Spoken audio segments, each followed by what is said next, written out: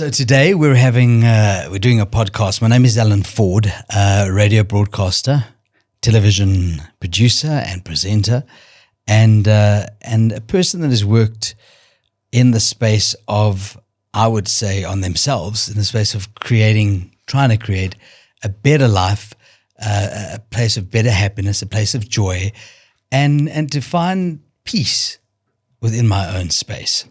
And today we're looking at a book that has just been released called The Joy of Being Wrong, A Pathway to Happiness by Claudia, Davimes.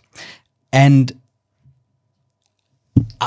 there's a reason I wanted to do this podcast so badly, because I want to start off with a little story. Mm-hmm. So firstly, welcome to the show, Claudia, and thank you for being with us. And thank you for this is one of your first major interviews on the book. The book is going worldwide, and our journey, you and I, started 25 years ago. Correct. I had left 702. I had created a television show called Three Talk with Nolene on SABC3. And at that time, I was very lost. I was in a space where I needed to get some mental guidance, and my mental health wasn't great. And I decided to seek a therapist, to go and see someone. And I had the pleasure of picking, or how we picked each other, Claudia Davimes as my therapist. And through the journey with Claudia over a period of 5 years, I came out the closet. I found the bravery to do that.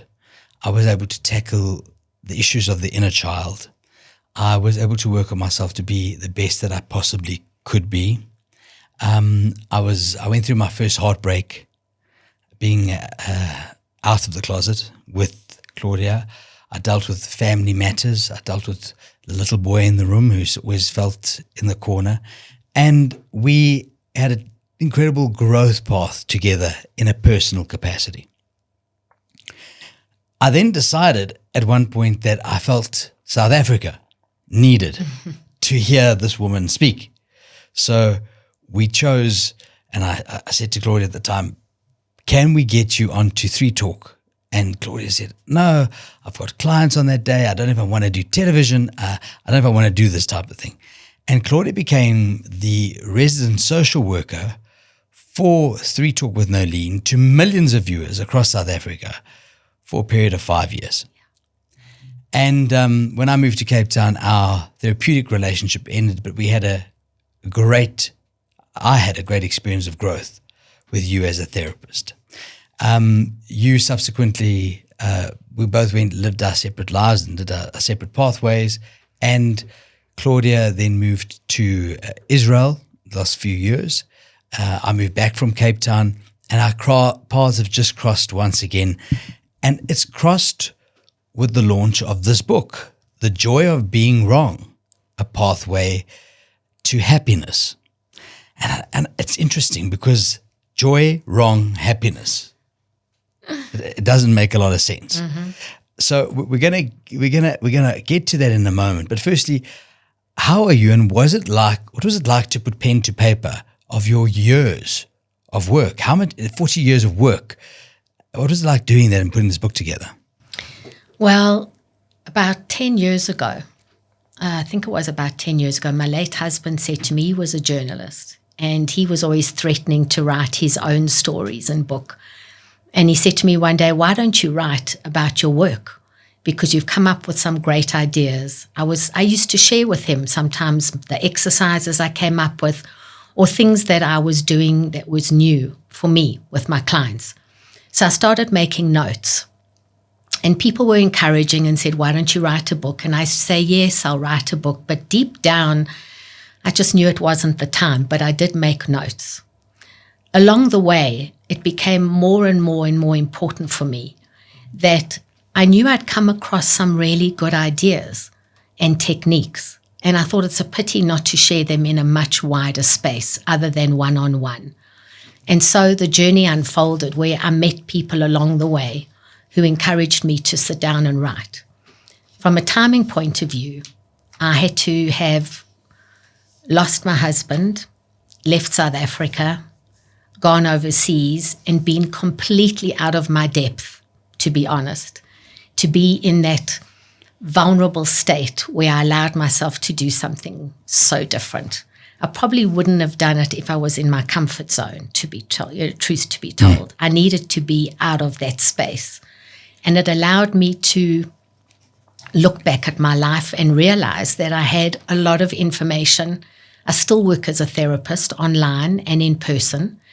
And every day, clients have said to me from clients that I've known for years said, that sentence you said resonated. That exercise you gave me, I still use today. And so it kind of reminded me, why don't I put it down on paper and let people enjoy it? And we're going to do that. Yeah. I want to do one of the exercises because it's that working with that inner child and that little boy in the room. Yeah. And we're going to do that exercise a little bit later. But I want to talk about this book because let's look at the title. The Joy of Being Wrong, Pathway to Happiness. Okay. The joy of being wrong. Explain it. Explain the concept. Okay. So when you are young, and if you think about it personally, you don't realize that you're making a lot of conclusions as you grow up about everything. Your family is your first social context of the world. And from your family, you learn about everything: men, women, gender, sex, politics, money. You learn about everything, conflict resolution. You learn how to work around the system or with the system. You learn about communication. You learn everything. You're not aware of it at the time. And children have to find a way of coping with difficulties. So that's called a coping mechanism. But instead of changing it as you get older, for example, if you use, say, to protect you in the family because your family is neglectful or there's some kind of wounding going on in your family, you protect yourself by being the clown, or you pour all your effort into schoolwork, getting, good grades, or you pour yourself into your sport, or you become very quiet and introverted. That's called a coping mechanism.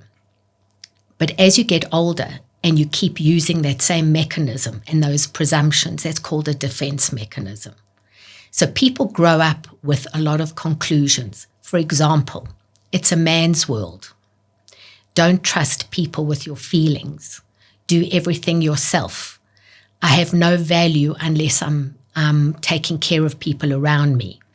I have to entertain people, otherwise I won't have friends. So people grow up with a conclusion, and sadly, Alan, people live by that conclusion their whole lives. So the analogy that I give, if you were running your computer today on Windows 1973, you wouldn't be able to run your computer. No.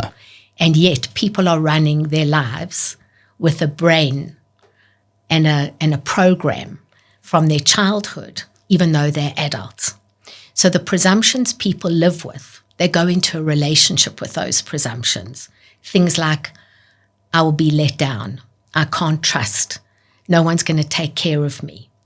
And my whole premise is, if you own the presumption that you're living with and you allow yourself to be wrong, you can be happy. Because the whole thing about being right and unhappy is that you fulfill the prophecy. So you'll say to me, I knew he'd let me down. And a woman says, I knew when I phoned my husband, he would say, so what, you banged the car again? He didn't even ask me if I was okay. Or somebody said, I knew that I wasn't going to get anywhere because it's a man's world. So people live by these presumptions. They invest in these presumptions. In fact, they build a whole base on these presumptions. And my whole view in therapy is, own your presumption and let's see what happens when you give someone a chance to be wrong, and see what happens with the relief of knowing that you can finally let go that whole premise that you've been living by that's actually been restricting you. You can't have intimacy when you're that much on the back foot. So I want us to take a story in the book. Right. Pick a story and give the example where the joy of being wrong has created the pathway to happiness. Give me an example. So one of the stories in the book was a a couple where they both came from families where there was no communication. They both really were self-sufficient, which is a very important concept to understand, because self-sufficiency is not independence. Self-sufficiency is born out of hurt and pain, where you feel like you've got to look after yourself. Independence is a sense of self-esteem, where you can do things on your own, but you can move in and out of working with people when needed. So please understand it's significantly different. So these two people, they were a couple. He came from boarding school, essentially. Now, we all know boarding schools toughen kids up very early, that they have to keep their feelings to themselves. They have to toughen up. And she came from a family where she wasn't allowed to express herself. And so as a couple, they were functionally quite good because they were each used to working quite well together in their own right. But they had very little emotional intimacy. And so with me, the whole point of being wrong was that she needed to know that it was safe to tell him that she had feelings, that she didn't have to feel weak if she couldn't get everything done by herself, that she missed him. And he actually came to terms with the fact that he was so used to not needing, fending for himself, that he loved the idea of somebody being there for him. And so as a couple, it was perfect timing, because although she started the therapy process, when he joined, they realized they were actually exactly the same. They were both lonely. They were both solo flyers. They didn't understand co-piloting at all. And they were both actually missing each other, although they were working very well as parents, bringing up their children. They had a very functional life. And that's where the world, and they were both wrong. They were both wrong because she believed that she always just had to do everything for everyone and not tell anyone how she felt. And he believed that he had to always have a stiff upper lip in order to manage the world. And so what they were wrong about is that they felt there was no room for emotions, that it weakened you, and that they would be exposed if they shared their emotions. That was what they were wrong about. And then you find the joy in what is wrong because you correct it, Exactly. and then the happiness will come. She was shocked in the session how easily he understood her. And she found it quite difficult in the beginning to actually enjoy the fact that he understood her. In a way, she wanted him to fail more. She wanted to turn around and say to me, you see, he doesn't understand me. But he did. The reason he understood her is he felt exactly the same. And that's another thing to understand, is that couples are usually flip side of the same coin. And that's why you attract somebody. You attract a mate who's going to leave you exactly where you are familiar. So the whole point about being wrong is that you've got to step out of that familiarity that you keep attracting in your world. Like a child who's humiliated at school, who does he attract? He attracts personalities who are selfish and who humiliate him or her. You attract what is familiar, not what is right, but what is familiar. So when you allow yourself to be So that you can wrong, prove yourself right. Exactly. So you can fill the prophecy and say, You you see. see, people treat me Yeah. badly. Okay. But when you allow yourself to be wrong, you meet someone who's actually respectful and you go, wow, I've never been treated like this. This feels good. So people are puzzled why all their relationships have the same thread. But they shouldn't be puzzled, because if you keep creating and attracting what's familiar, even if you get married 3 times to 3 different people, one is quiet, one is loud, one is tall, one is short, one is generous, one is stingy, the thread will be that the woman or the man will experience some theme that belongs to their presumption.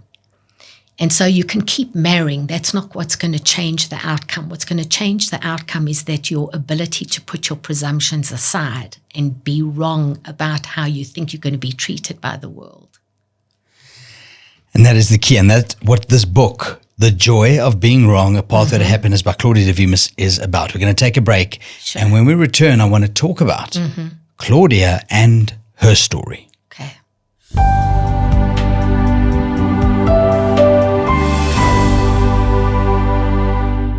It's a new book out, and it's going to be one of the latest crazes. You remember back in the day we had The Secret. Now we've got The Joy of Being Wrong. Now we know that we're wrong, and we're going to find the pathway to happiness. Claudia Davimes is my special guest. She is from abroad. She's from Israel and has just launched the book in South Africa. Actually, we've just launched the book worldwide this past weekend. And I want to touch on your journey because what I like is that this is not someone that's writing from a point of view that you're speaking from your client's point of view. Your first 50 pages of the book speak about your journey and you finding your happiness by proving to yourself you were wrong. Exactly. Let's touch on your journey. Okay. Let's go through some of that. So I grew up in a family where self-sufficiency was key. I had two parents who, although they came from very different backgrounds, they both shared something in common, which was get on with it, no fuss and no bother. And my brother and sister and I grew up in a home where there was a lot of respect, a lot of encouragement for independence, but also a lot of encouragement just to get on with doing things yourself. And so I went into social work, loved my work, and my father always also believed in two things: travel, he thought it was broadening, you had to broaden your mind, and good education. And so I loved social work.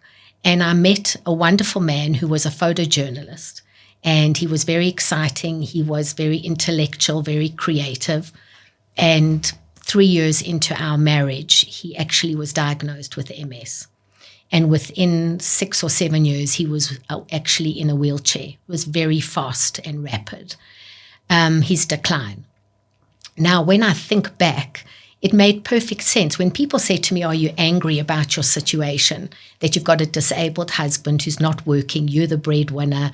2 kids. 2 kids, running a private practice. I ran a private practice so that I could look after the family. I said, well, I don't think I have the right to be angry, because being a self-sufficient person, I wouldn't attract someone who would look after me. I would attract somebody who let me actually do my own thing. So I didn't necessarily choreograph the detail of attracting a disabled person, but I did choreograph a situation where I would be left to my own devices, which I was.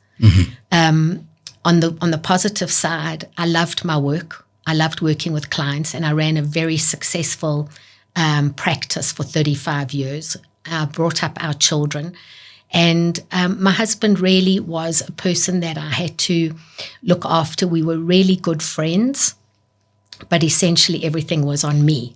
So where was my lesson, Ellen? My lesson was that I was a martyr, and I believed that I had to do everything to look after him and the people around me, no matter what, about my own health, mental or physical.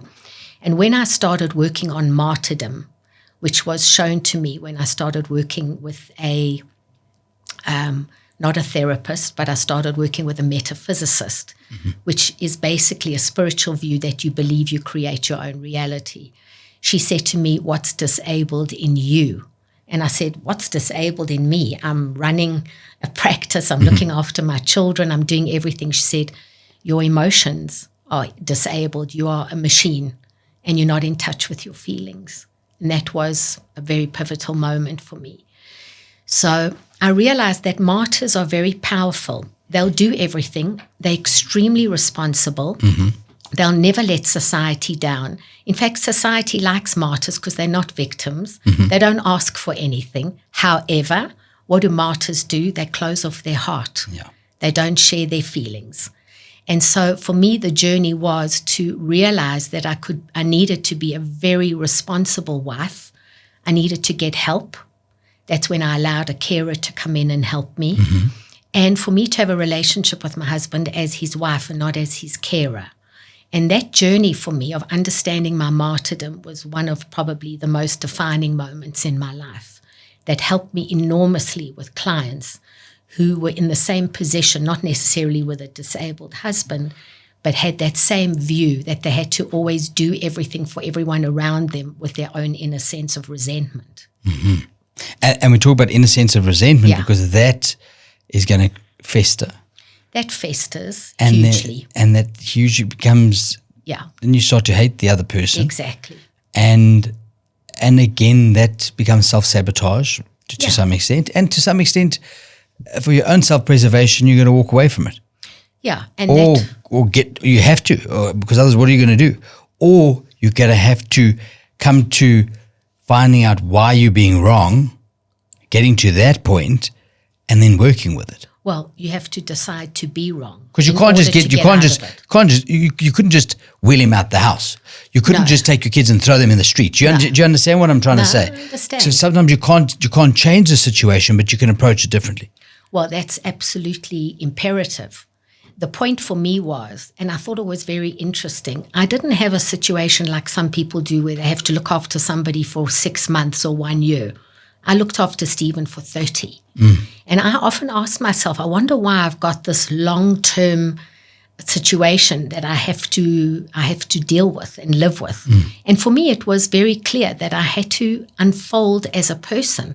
I had to mature as a person from a hardworking, servicing martyr to a responsible adult with self-preservation who could love while I was taking care of him and the people around me.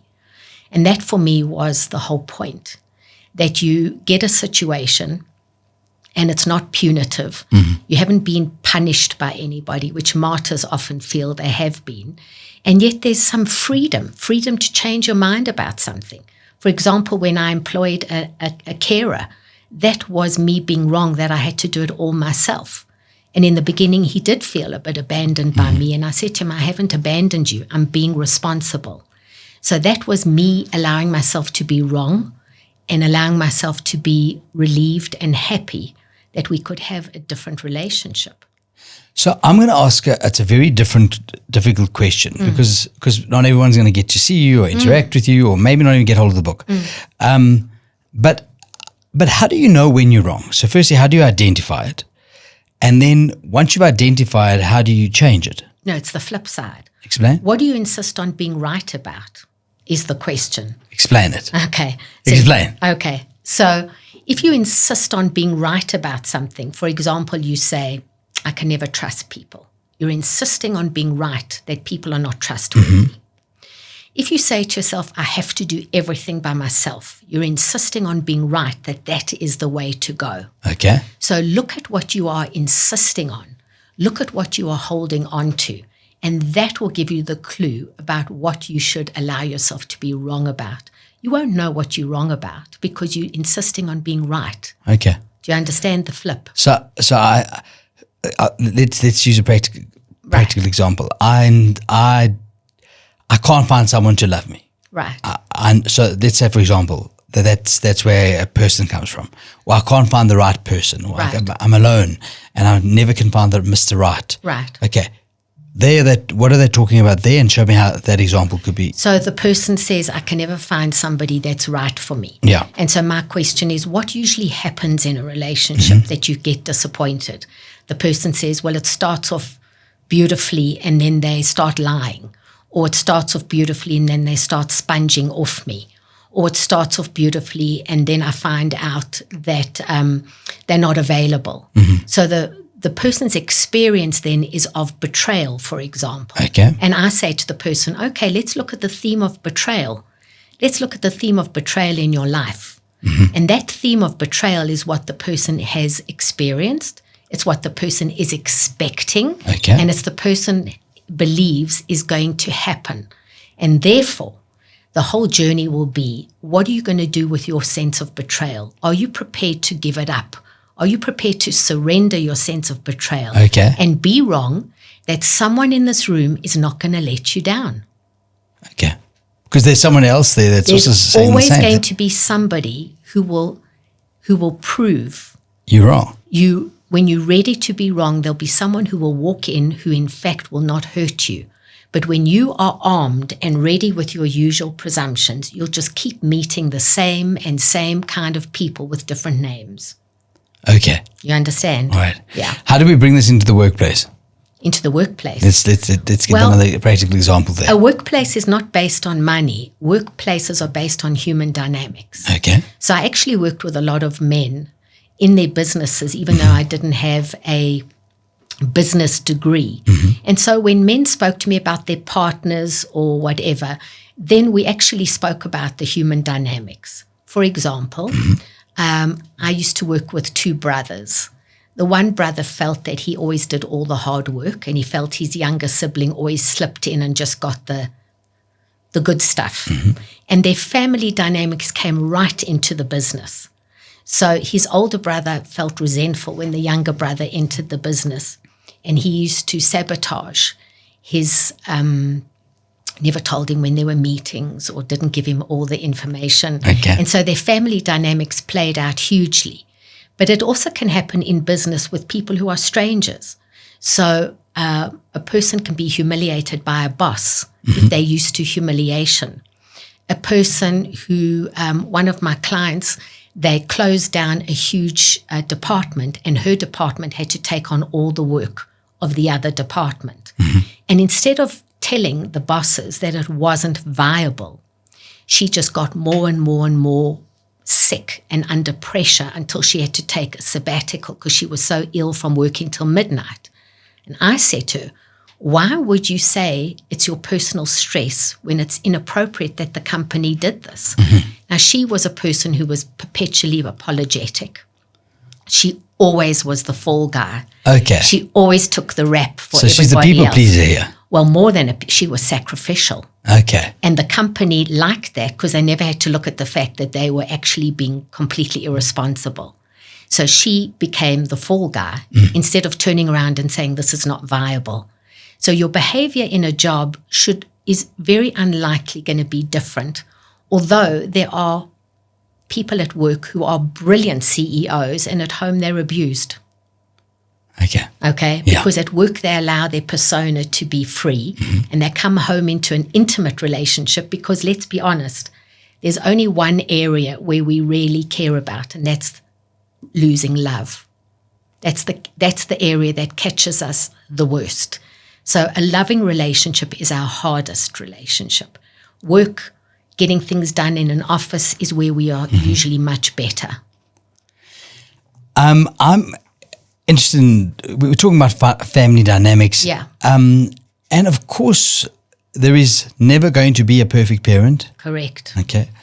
And I remember in our sessions, us understanding the forgiveness. Yes. We need to forgive our parents because they're not perfect. I want to share quite an interesting story.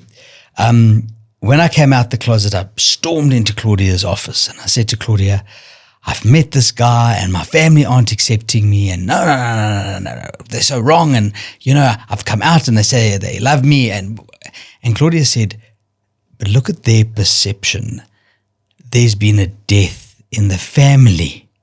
And I said, what are you talking about? There's a death in the family. No one died. I'm alive. I'm happier than ever. What? There's a death of an illusion. There's death of an expectation. There's death in the white picket fence. Do you remember this conversation? Yes. Okay. And it comes back to the joy of being wrong because, again, we hold on to a lot of the stuff that our parents have given us, have told us that you've got to be like this, or this is what you've got to do. So I want to start firstly with how important is it us to forgive our parents and understand that? Because in identifying Correct. where we're wrong, and then how do you parent better? So it's a two whammy question, and you explore this in chapter 8 in the book. So let's look at both. So first of all, I think that children there are two war cries from children. Children's war cry is, I was never loved enough. And most children will complain that they were never loved enough. It's a universal theme. Teenagers will say, I was never understood. And so it's pretty standard that people will feel they never got enough, not enough love, not enough understanding. Parents usually do the best they can. The truth is, the reason it goes wrong is a lot of parenting is based on what people didn't get themselves, rather than what's right for their child. So, for example, the father whose father never watched him play soccer will put an enormous amount of importance in going to watch his son play soccer. And expect him to be David Beckham. or just think that he's doing the best because he's going to watch his son. Yeah. We don't know if his son actually, if that means so much to him and maybe something else he wants. So where the problem is that man is basing his son's needs on his own sense of deprivation. Okay. So the best thing I can say to people when they become parents, they should understand their own feelings as best as possible and not mix up what's good for their child based on what they didn't get. That's number one. The second thing is, as you become an adult, your ability to look at your parents and not blame them should increase because you've got the opportunity to sit in the driver's seat. You're not sitting in the back of your parents' car being driven around. So why are you still pointing fingers? Yeah.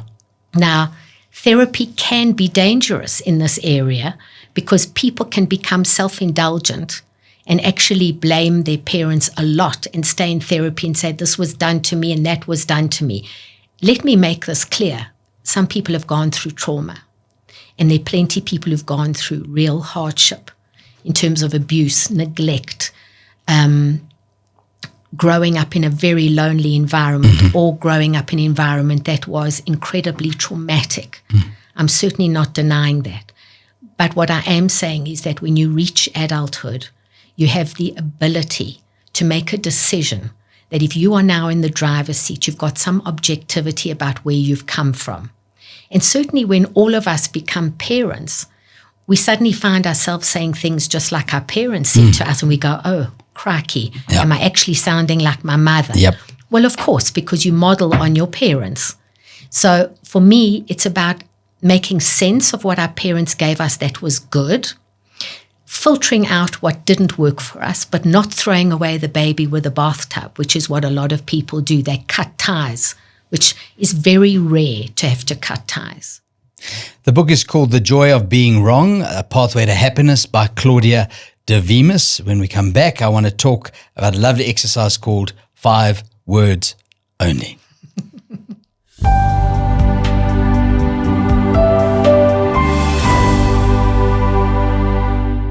The Joy of Being Wrong, A Pathway to Happiness, Claudia Davimes on the special podcast here where we're discussing this extraordinary book.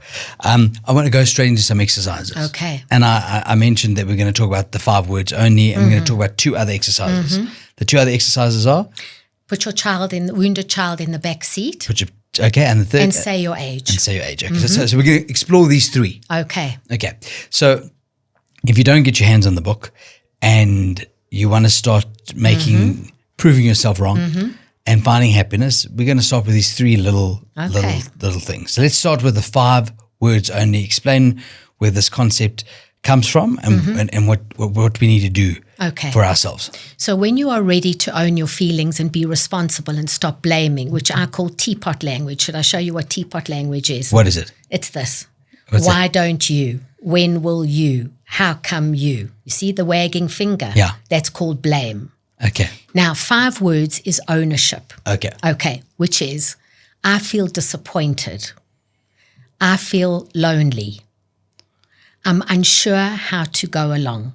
Who are we saying this to, by the way? Another person or to ourselves. All right. And when I restrict people to 5 words only, people waffle. And people waffle because they actually want to lose you in the process.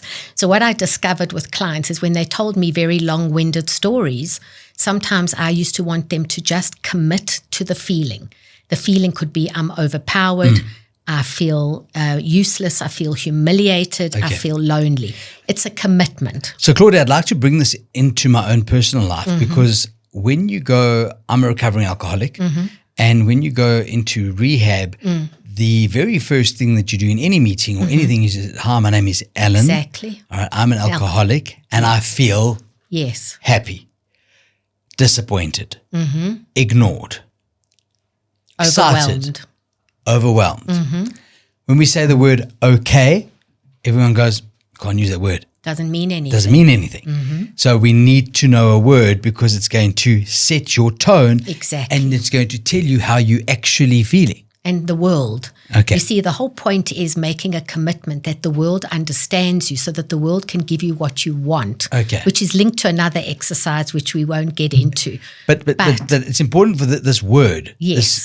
This Yes. feeling word is important. So we're going back to the 5 words, but Yes. but again, so let's start again the 5 words. Okay, so it means that you commit to something. I'm feeling disappointed. I'm feeling overwhelmed. And the person then says, what are you feeling overwhelmed about? And then you can enlarge on the overwhelm. But the thing is that you've had to pinpoint the feeling for the other person so that you can't dodge yourself. Because one of the biggest complaints is, Ellen, why don't you understand me? But actually, I'm making sure you don't understand me because I don't want to be understood and pinned down. When I say to you, I miss you very much. I'm telling you how I feel. And you'll say to me, but I'm right here. And I'll say, yes, but I miss you because I don't feel we're connecting. Okay?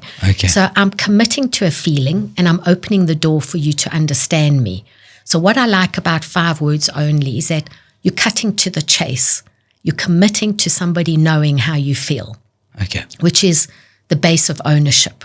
Okay. And you're not trying to blame them. No, or you're not trying to make them feel bad. It's got nothing to do with what the person has done wrong. It's got to do with this is how I feel. Yes, it's a commitment to self. Okay. So that's the first exercise. And then what do you do with that? Once you've done that, you start using it in your language, especially with the people around you and your partner. So instead of saying, you never come and help me with the kids, you never come home early, you never tell me you love me, you never make my favorite dinner. Instead of all that blaming language, you say, I'm feeling lost, or I'm feeling, I miss you. We so far apart. Now that's my experience. I'm not finding fault with you, but I'm letting you know what my experience is.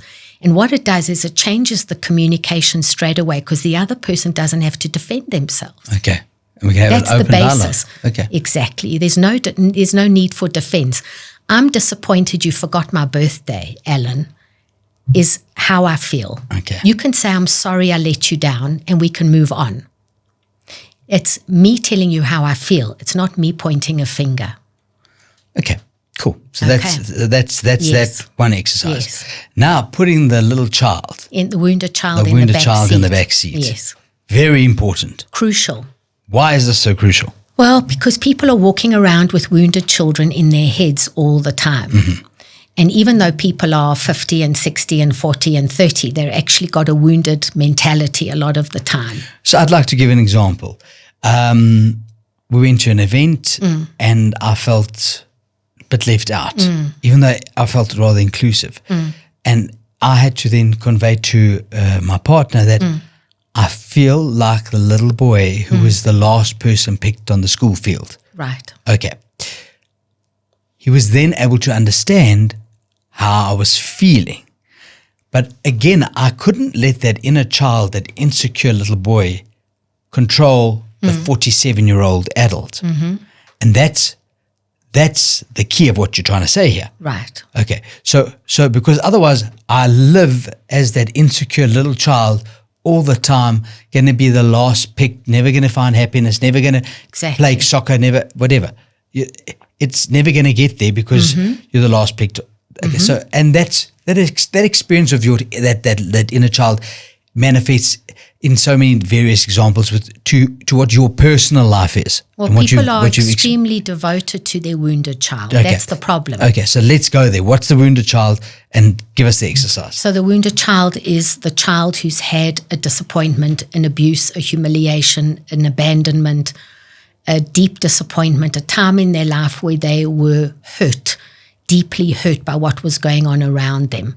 And then they created a shield to protect them from that hurt, which is, again, what I said earlier, it's appropriate at the time. But if you keep living with that shield, you don't actually get to change the feeling. So what I would have said to you was, if you were standing at the party and you started to have those feelings of being left out, you would say to yourself, my name is Ellen, I'm 47, I'm not left out. I'm here. I'm part of the party. Okay. I'm 47 and I'm not being left out. Now, I've just combined 2 exercises. Say your age, and put your child in the back seat. Okay, because you mentioned say your age. Okay. Why is that important? Now, that's one of my favorite exercises because people underestimate the power of being an adult. Adulthood is underrated. I love being an adult. If you said to me, go back to being a child, no way. Mm-hmm. I think it's awful not having control and choice. Okay, so the fact that you're an adult is a great thing. So when I worked with a client, and it's in the book. When her boss spoke to her, it was like her stepmother. She couldn't string a sentence together. Okay. And her boss totally threw her off. So I told her, first of all, stand up. Don't sit down looking up at your boss. Stand up and so that that you're looking at each other, first of all, like a grown-up. And second of all, say your age. And every time she said her age, she refocused herself so that she wasn't this little girl. And she said it to herself, To herself. She said it in her head. Yeah. And she said after 2 weeks, she never had to say it anymore. That as her boss walked into the room, she just stood up and dealt with the situation. Okay. Now, saying your age is ownership. It's like like you take a lens or take a computer and you reboot. And everyone knows the word reboot now. So 25 years ago, we didn't know what rebooting was. So I'm saying to you, reboot. Use your age to reboot, that you're not in a wounded child situation. And the other thing about putting your child in the back seat is we don't want to get rid of our wounded child because that's a lot of area of our ability to have empathy with other people. It's where our sense of sensitivity comes from. Mm-hmm. But if you put your child in the back seat and you say, listen, I'm in charge now. Your woundedness is in the back seat. It's not so forthright in my head. I can control it better. Mm-hmm. And for a lot of people, just seeing their child in the back seat, or a businessman that I worked with, he used to put his child in the corner, gave him the ability to run his meetings with much more confidence. Okay. So those are simple but very powerful exercises. I recall I think we were talking about something once, and you said to me, yes, that would be appropriate if you're 18, but it's inappropriate with you 36. Exactly. So your age is important. Very. And the reason that we blow out candles every year. We make a thing about having a birthday. But and you should, by the way. Absolutely. But it's more significant than just blowing out candles. It should be that you have an opportunity to view the world each year with a wider perspective and a more mature way. That's what aging really should be about. There was a great quote, everyone gets older, but not everybody, everybody grows, it gets older, yes, but not everyone grows up. Okay. That's the quote, actually. And it's true. Growing up has got nothing to do with just getting older. It's a mentality. The book looks at forgiveness. The book looks at various things so it's really what I love about the book is that it does a couple of things. It tells your story, and it tells how you were wrong. The book then speaks to other people's stories in nice little short chicken soup for the soul type of pieces. Okay, they give you some literal examples, and then some working exercises, which then allow you to actually put some of it into practical use. Very important. I call it bringing it home. Bringing it home means you can be filled with so much information. You can learn so much theory. You can go to 1 million courses. You can watch 1 million podcasts. If you don't bring it home, it's meaningless. And by that I mean we must see the impact of these new learnt ideas in your behavior, in your words, in your perspective. We must see that you've brought it home literally and that it lives in your life. I think we've learned a hell of a lot today. Thank you, Claudia Davimes, for being in studio. I know that you leave South Africa shortly, but the book is available. Okay. The book is called The Joy of Being Wrong, A Pathway to Happiness. And this is what it speaks to. The response has been great. Very good. My clients loved the fact that they were able to revisit. Some of my really old clients said, wow, this is a refresher course. Been there, a great refresher. Got it. And obviously my family found it very touching because it's so personal, and a lot of them, understand personally where I was. And some strangers have said to me, you've opened a door for me. And that's really my intention, Alan, is I have a great belief in working with people. It's not that I'm an optimist, but I believe when people are given something that they can understand and a door can open for them, then people really can fly. And that for me is everything. I want to tell a little story that you shared with me, which is quite beautiful, but I'm going to just tell it because it's so lovely. That Claudia in her life had seen her grandmother lose her grandfather at a young age, and the female lineage lose husbands at a young age, thinking that was the end of love. Correct. That was the end of marriage. Focus on your business, focus on growing older, travel, and your children, right? Mm-hmm. And you were wrong.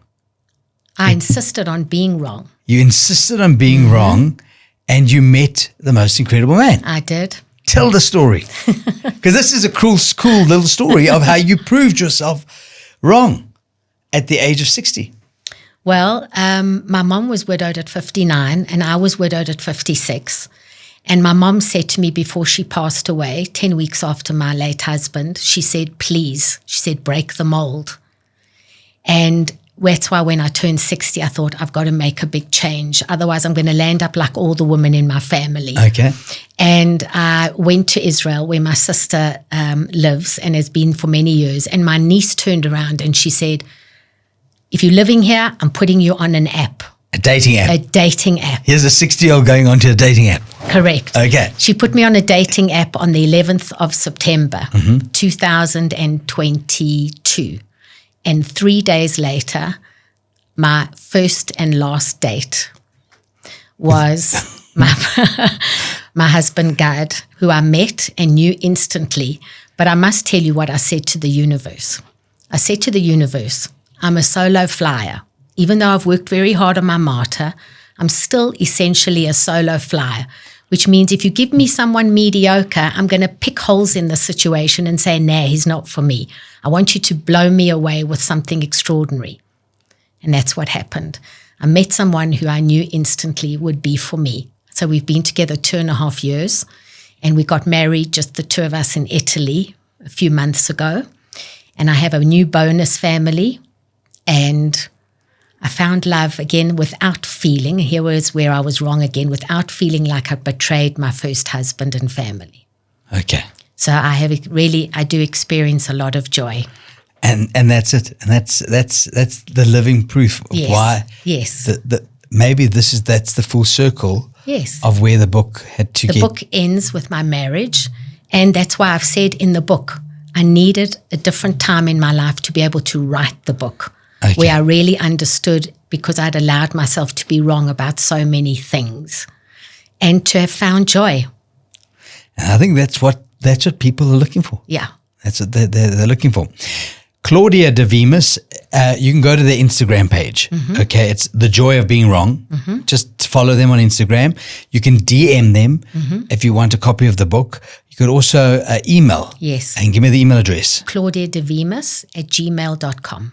That's Claudia, Claudia, Davimes, Davimes. That's on screen now at gmail.com. If you want a copy of the book, please email or you can DM via Instagram. Follow them on Instagram. I know it's a new page because it's a new book. Mm-hmm. So there's going to be lots of interesting things that are going to be coming on that page.